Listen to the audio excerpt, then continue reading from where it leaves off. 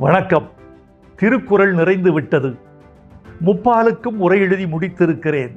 இன்று தலைப்பை அறிவிக்கப் போகிறேன்.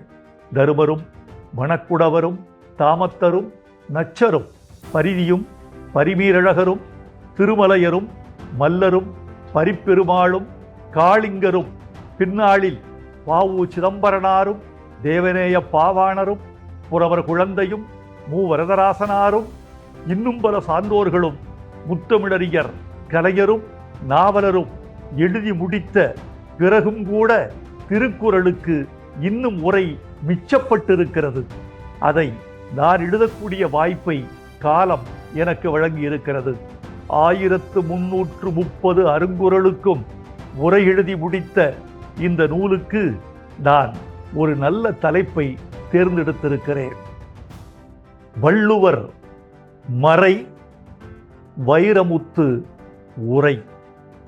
வள்ளுவர் மறை வைரமுத்து உரை.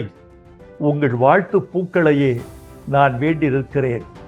நீங்கள் என் மீது வீசப்போகும் ஒவ்வொரு பூவும் என் குருதி சிலிர்க்க வைக்கும், என் உறுதியை உயர்த்தி பிடிக்கும், இன்னும் தமிழுக்கு செய்ய வேண்டும் என்ற வேட்கைக்கு வேகம் கொடுக்கும்.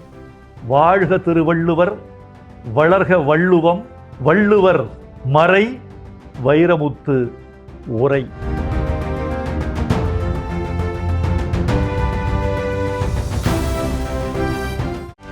செய்திகளை உடனுக்குடனும் துல்லியமாகவும் தெரிந்து கொள்ள சப்ஸ்கிரைப் பண்ணுங்க.